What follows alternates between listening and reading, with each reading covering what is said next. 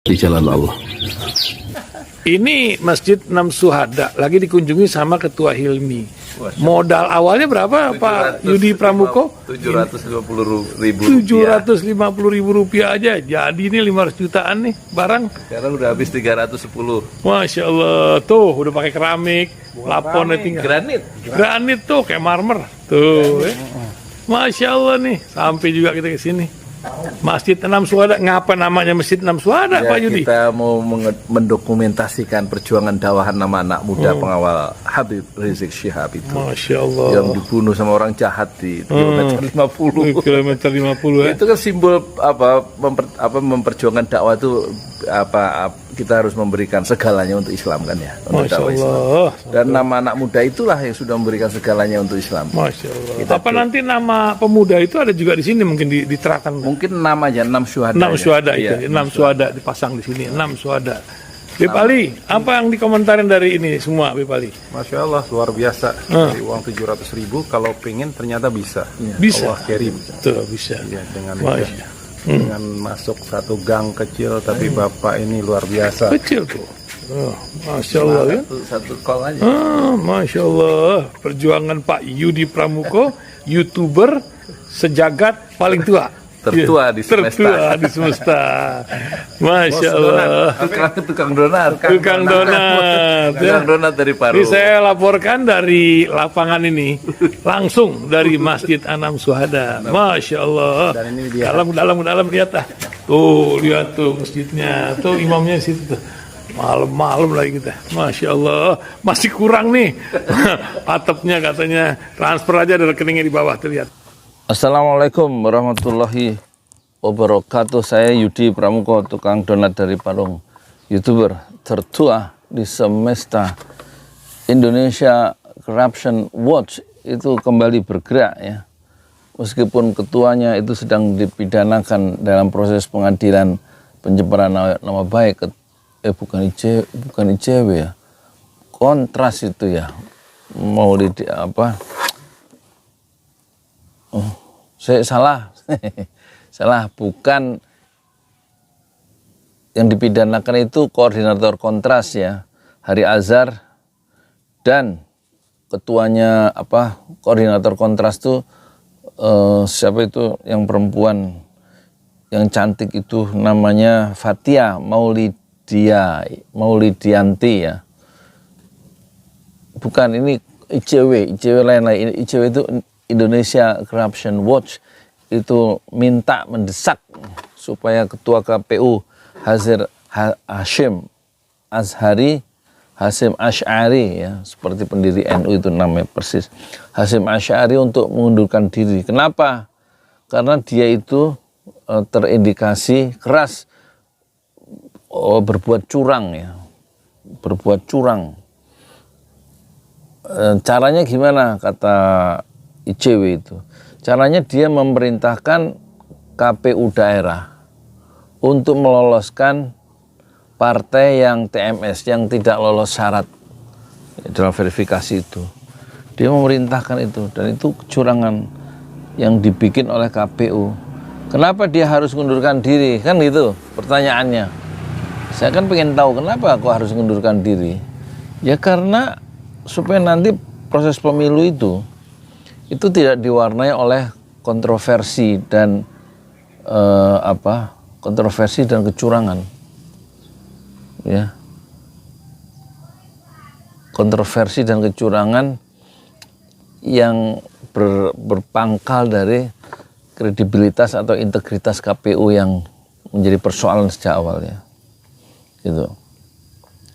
Jadi memang sebelumnya dia itu sudah di tag ya, atau sudah diikuti terus dengan radar koalisi masyarakat sipil untuk mengawal pemilu bersih itu ya, bahwa ini ketua KPU ini agak aneh memang ini. Dia disimpulkan oleh koalisi masyarakat sipil itu membuat kecurangan ya.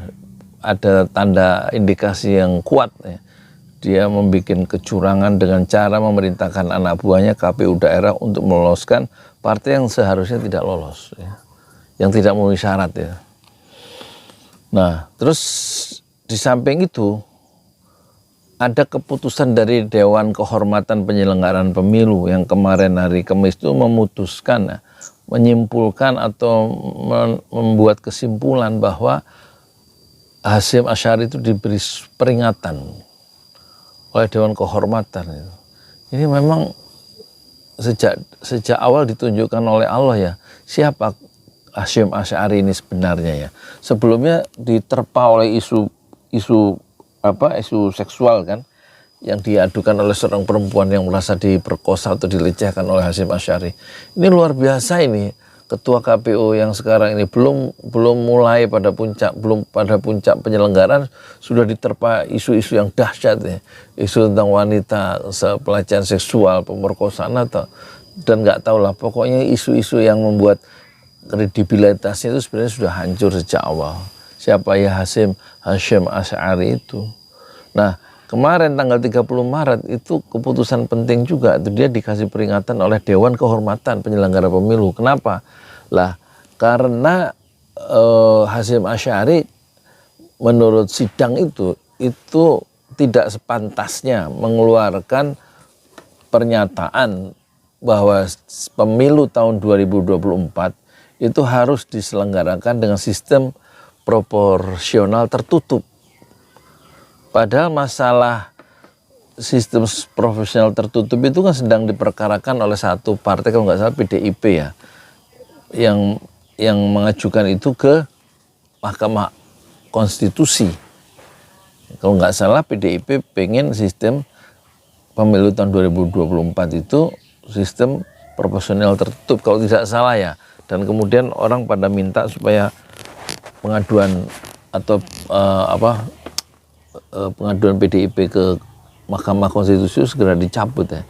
Nah, dalam sidang Dewan Kehormatan Penyelenggara Pemilu itu Hasyim Asy'ari membantah, menjelaskan bahwa dia hanya melakukan sosialisasi ya tentang sistem proporsional tertutup dalam pemilu 2024, tapi alasan itu tidak diterima oleh DKPP karena Hasyim Asy'ari sebagai ketua KPU itu pusat, dia membuat kalimat yang menyimpulkan